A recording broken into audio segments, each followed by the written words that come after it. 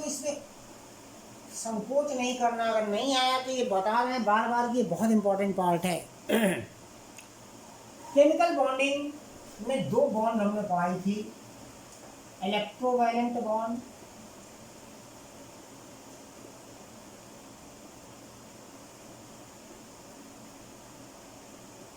और दूसरा पढ़ाया था कोवैलेंट बॉन्ड।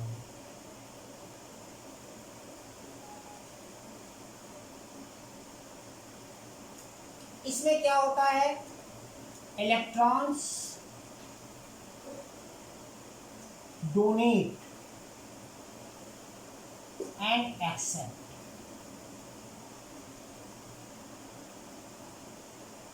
इसमें क्या होता है, पार्टनरशिप ऑफ इलेक्ट्रॉन।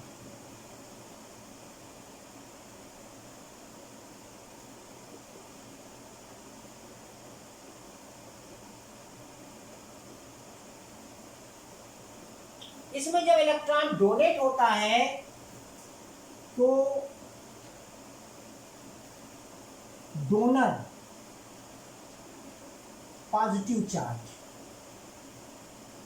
और एक्सेप्टर निगेटिव चार्ज। इसमें क्या होता है, one pair partnership single bond, two pair partnership double bond and three pair partnership triple bond. ठीक है। इसके बाद ये क्या करते हैं, मेक आयंस।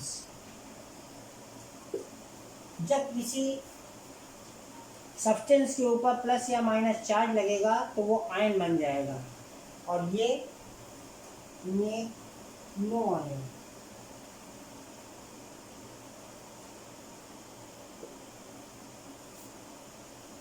ठीक है। ये जनरली फॉर्म कंपाउंड,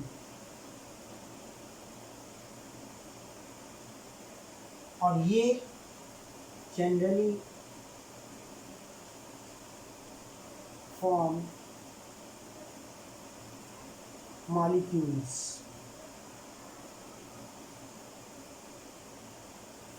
है ना। इसके एग्जाम्पल जैसे NaCl,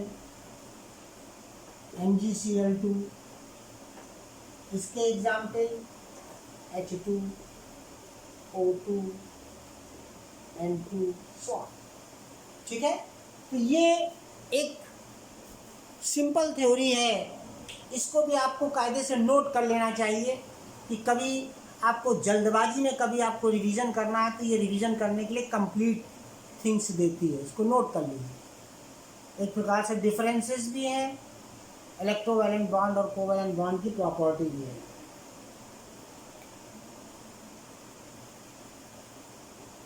इसको एक जगह पर नोट कर लीजिए वहीं पर।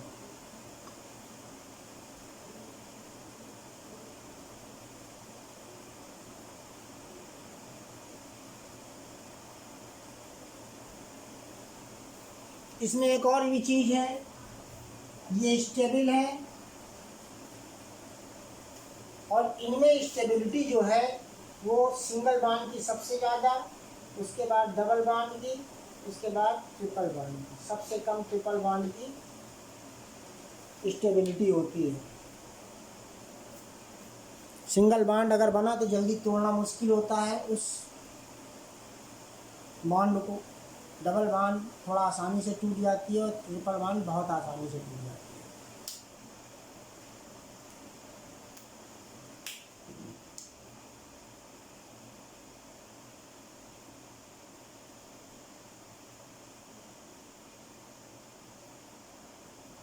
अब देखिए, नोट कर लीजिए फिर बताएं थोड़ा सा।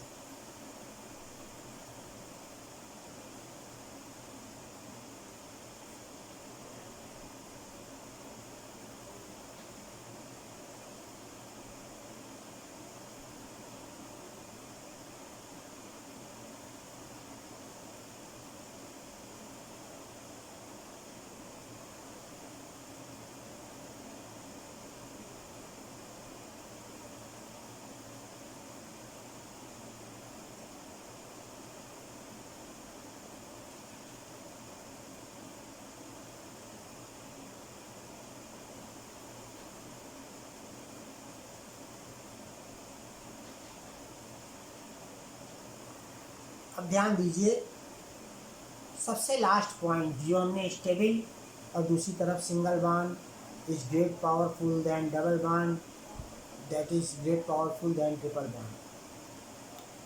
आप अगर हमने 3 एग्जाम्पल दे रखे हैं कोवैलेंट बॉन्ड में, H2O2 और N2, ठीक है। आप ध्यान से देखिए तो अधिकतर जितने भी केमिकल इक्वेशन होती हैं उसमें H2 एज इट इज़ मिलेगा। जैसे H2 से वाटर बनेगा तो H2O रहेगा, वहाँ H2 है। H2SO4 बनता है, HCl बनता है, लेकिन दोनों की वैलेंसी 2 होती है इसलिए 2 गायब रहता है। तो H2 as it is reaction करता है, क्यों? क्योंकि वो सिंगल बॉन्ड है, वो टूटता नहीं है। और जबकि O2 को आप देखिए, O भी मिलेगा और O2 भी मिलेगा। जैसे H2O, O अकेले है, H2O2 हाइड्रोजन परऑक्साइड, तो दोनों में मिलेगा।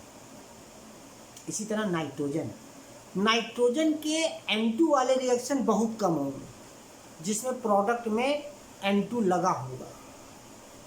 हमेशा N अलग हो जाते हैं और फिर रिएक्शन करता है।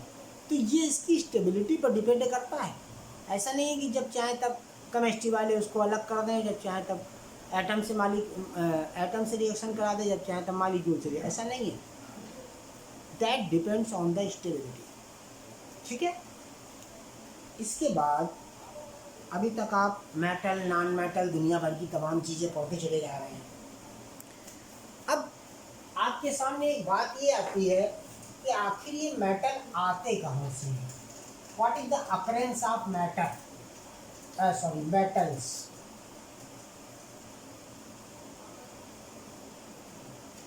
एक्चुअली जो पार्ट अब पढ़ने जा रहे हैं आप, उस पूरे पार्ट का नाम है मेटलर्जी। मेटलर्जी क्या होती है?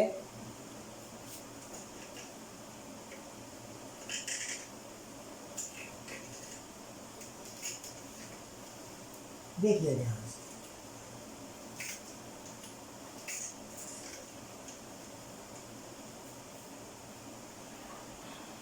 अब आप जो पढ़ने जा रहे हैं इसका नाम है मेटलर्जी।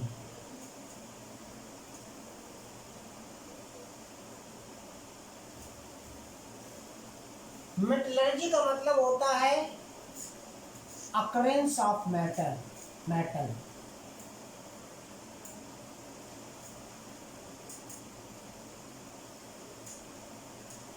दूसरा part extraction of metal.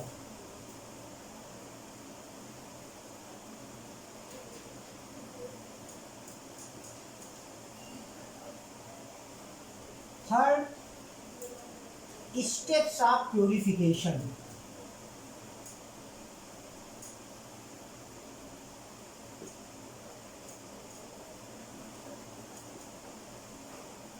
Last,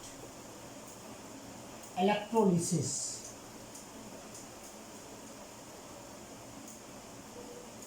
electrolysis का मतलब होता है गेटिंग मेटल।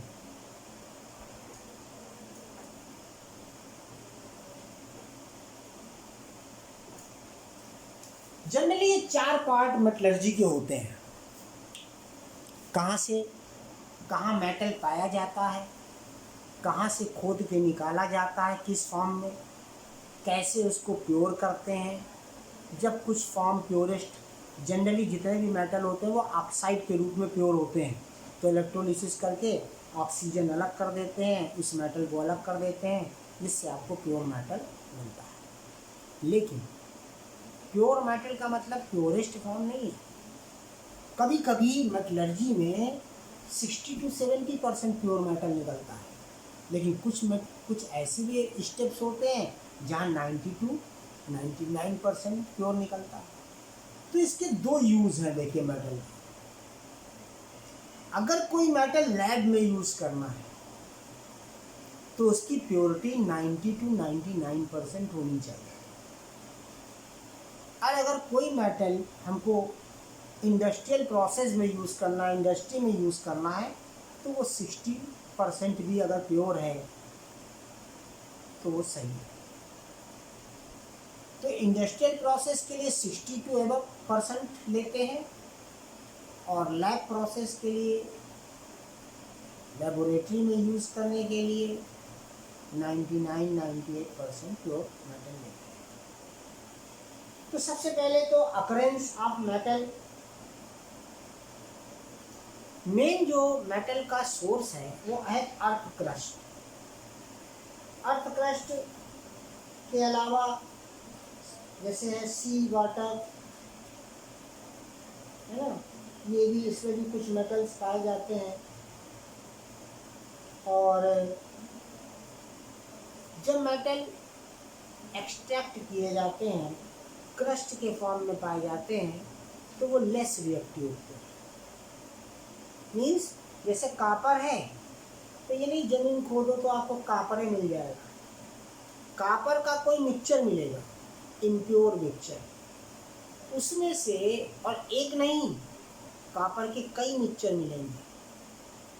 पहली बार जब कभी खोदा गया होगा, कापर को खोजा गया होगा, तो कई प्रकार के मिक्सचर मिले होंगे, सब मिक्सचर से कापर को अलग किया गया होगा, तो फिर देखा गया होगा जिसमें सबसे ज़्यादा मात्रा में कापर निकलता है, वही मेथड आज तक यूज़ करते लोग चले आए। तो जनरली अर्थ क्रस्ट से मेटल मिलता है, कुछ क्वाइट रिएक्टिव होते हैं, और जो क्वाइट रिएक्टिव होते हैं they do not occur as free element in nature. जैसे फास्फोरस है, फास्फोरस एयर से रिएक्शन करके बर्न हो जाता है, तो फास्फोरस अगर मान लो खोद करके एक्सट्रैक्ट किया आपने, कहीं वो फास्फोरस निकल आए, तुरंत बर्न हो जाएगा, आपके हाथ में बचे क्या? कुछ नहीं। तो फास्फोरस जैसी चीज़ें ये मिनरल्स फॉर्म में पाई जाती हैं, मिक्सचर फॉर्म में पाई जाती हैं, उसमें से फास्फोरस अलग किया जाता है। जनरली जो मेटल है वो मटेरियल से मिलता है, नेचुरल मटेरियल से। Natural material in which the metals are their compound are found in the earth are called minerals. Minerals क्या है? In which the metals are their compounds are found in earth, that are known as minerals.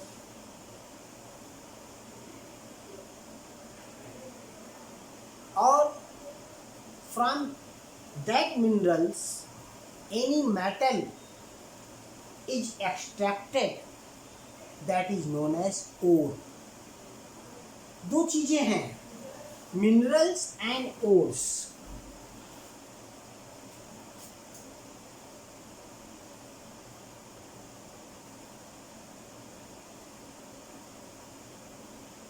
पहली चीज है minerals.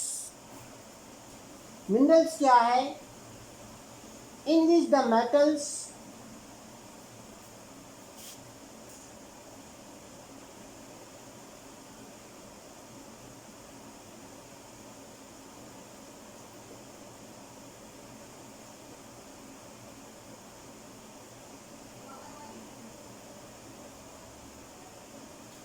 a substance in which the metals or their compound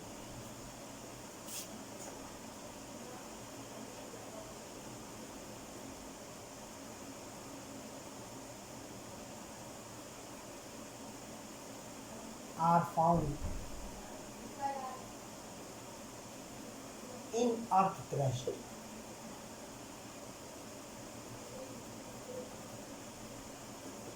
Are called minerals.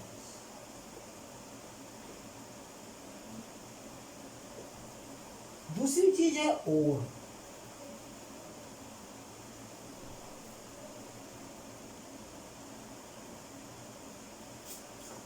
An impure mixture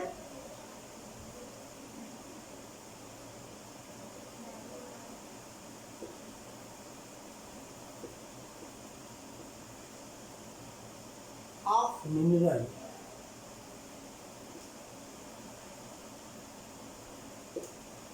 in which metal is present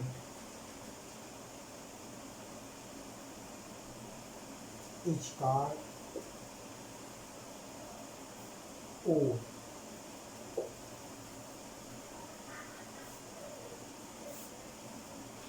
ओर और mineral ये दो चीजें हैं जो हमको अर्थ क्रस्ट में मिलती हैं।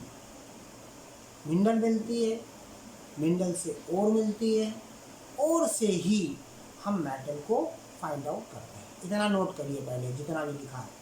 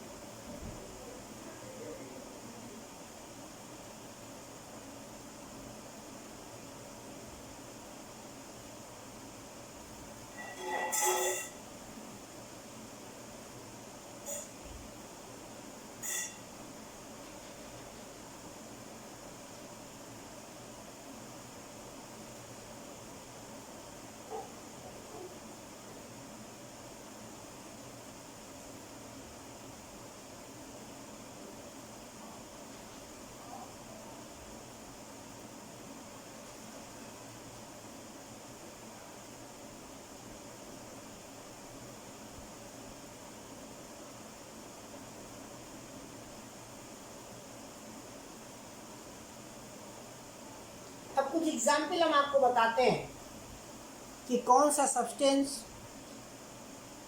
उसका ओर का नाम क्या है, उस ओर में कौन सा कंपाउंड पाया जाता है, उसका केमिकल नेम क्या है। तो आपको बहुत बातें क्लियर हो जाएंगी।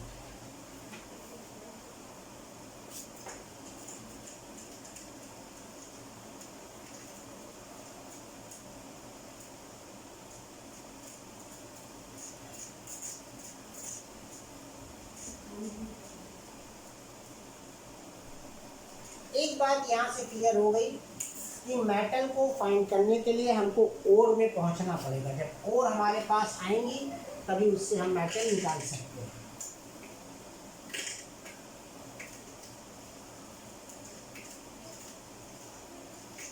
देखिए, जैसे मेटल है सोडियम,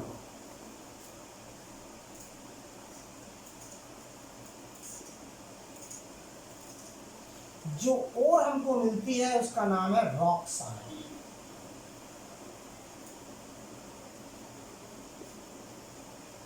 रॉक साल्ट में ऐसा क्या होता है जिसकी वजह से सोडियम मिलता है? तो वो होता है सोडियम क्लोराइड।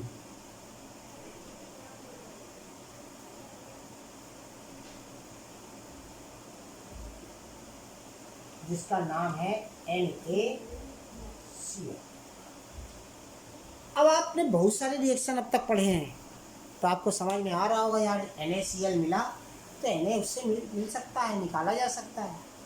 तो सोडियम कभी अकेले नहीं मिलता, सोडियम हमेशा NaCl के फॉर्म में मिलेगा। ठीक है। अब देखिए, रॉक साल्ट समझते हैं क्या होता है? काला नमक का नाम सुना है आप लोगों ने? ब्लैक साल्ट, वही रॉक साल्ट होता है। तो जनरली जो नमक है उसी में सोडियम होता है, तो नमक रॉक साल्ट के फॉर्म में होता है, यानी सोडियम क्लोराइड होता है। उसमें से हम एक्सट्रैक्शन करते हैं, मेथड यूज़ करते हैं और फिर सोडियम बनाते हैं। ऐसे ही दूसरा है एल्युमिनियम।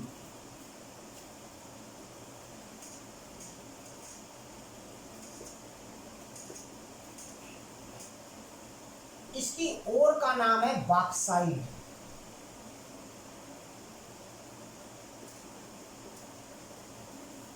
बहुत सारे मिलते, केवल बॉक्साइट ही नहीं मिलता। एल्युमिनियम के 3-4 प्रकार के जो है ओर मिलते हैं, लेकिन बॉक्साइट से ही एल्युमिनियम निकाला जाता है। इसमें होता क्या है जो आपको एल्युमिनियम मिले? होता है एल्युमिनियम ऑक्साइड।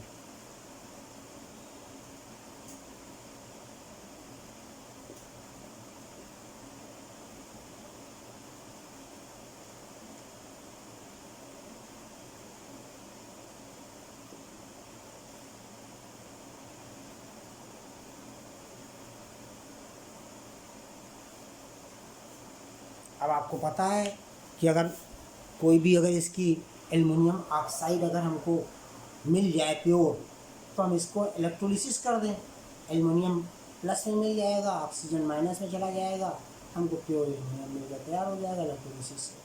लेकिन इलेक्ट्रोलिसिस सीधे नहीं कर देंगे, उसे बॉक्साइड मिलता है, तमाम प्रकार के पत्थर उसमें चिपके रहते हैं, मिट्टी चिपकी रहती है, बालू चिपकी रहती है, ये सब चीज़ पहले साफ़ करते हैं। हो सकता है कभी कभी जहाँ से बॉक्साइड निकाला जाए वहाँ पर आयरन भी रहा हो, तो कुछ आयरन के पार्ट इसमें रहते हैं, है ना। तो तमाम मेथड होते हैं, उन मेथड से पहले हम एल्युमिनियम ऑक्साइड निकालते हैं प्योर, और जब एल्युमिनियम ऑक्साइड मिल जाए तो उसमें से एल्युमिनियम निकाल लिया जाता है। तो एल्युमिनियम ऑक्साइड की ओर का नाम है बॉक्साइड। ओर में ऐसा क्या होता है जिससे एल्युमिनियम मिल जाता है, वह है एल्युमिनियम ऑक्साइड। उसका केमिकल फार्मूला है Al2O3। ऐसे ही मैग्नीज,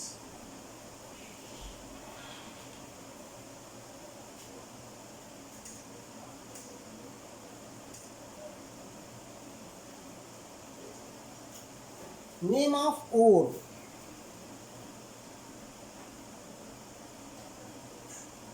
पायरोलूसाइड।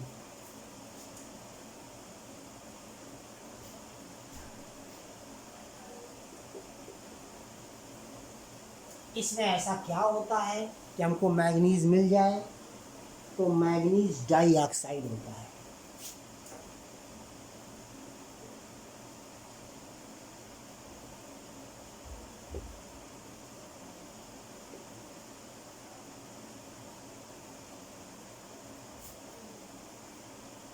MnO2।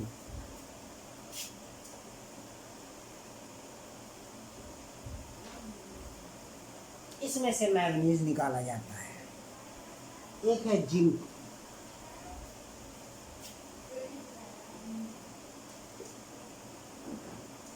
इसकी ओर का नाम है कैलेमाइन।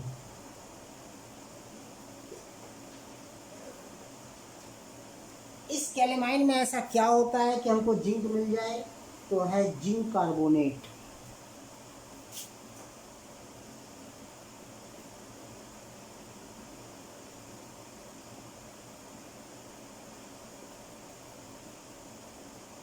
ZnCO2।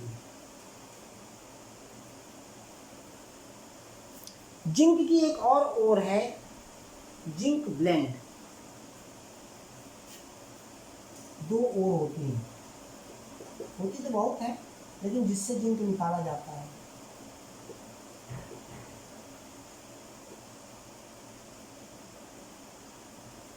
इसमें ऐसा क्या होता है कि जिंक मिल जाए तो जिंक सल्फाइड।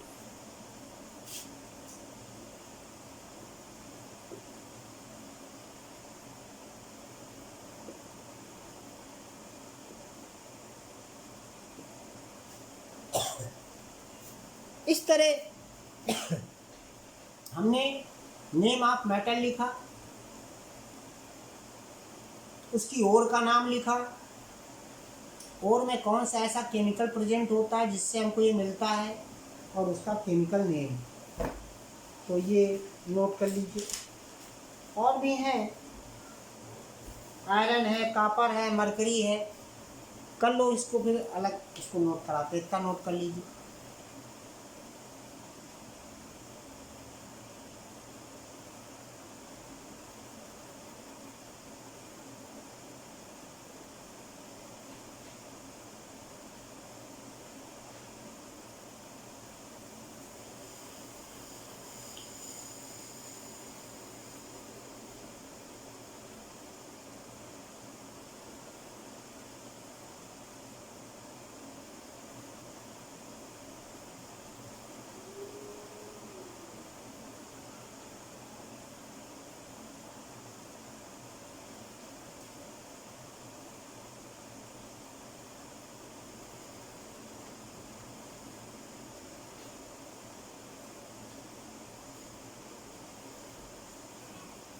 इसके बाद है आयरन।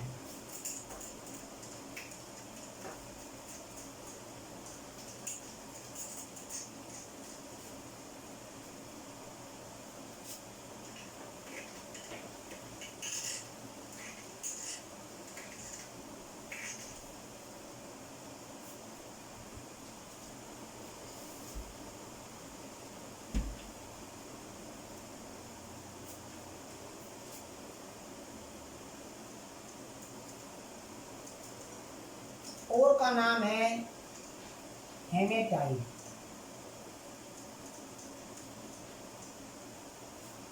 हेमेटाइट बहुत फेमस और है।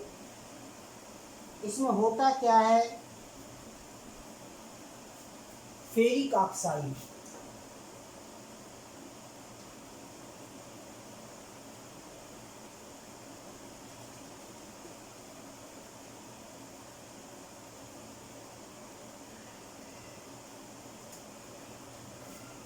फेरिक ऑक्साइड की वजह से Fe2O3 इसका नाम है, इसी से आयरन मिलता है। इसके बाद है कॉपर।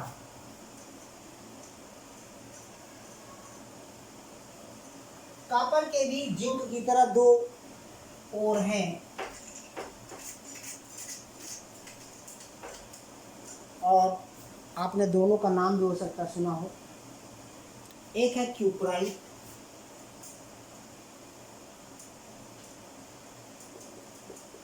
एक है कॉपर ग्लांस।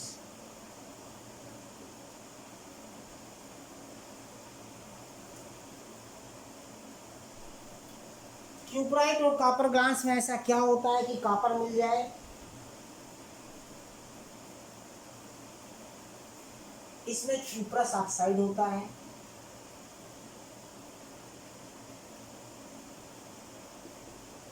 इसमें क्यूप्रस सल्फाइड होता है।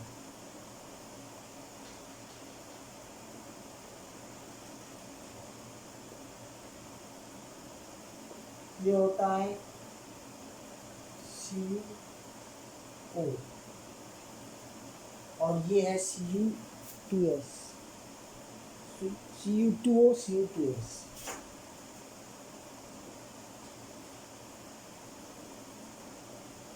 ठीक है। इसके बाद है मरकरी लास्ट।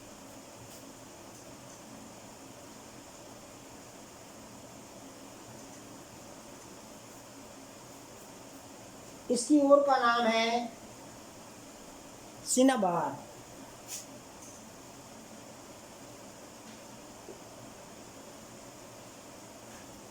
इसमें ऐसा कौन सा पार्ट होता है,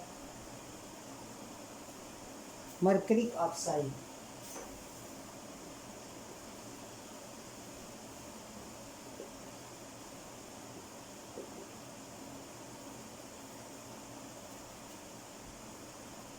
सॉरी सल्फाइड, मरकरिक सल्फाइड।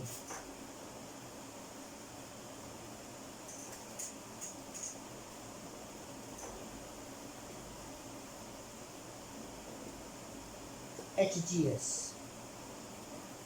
ये और है, नोट कर लीजिए इसको भी।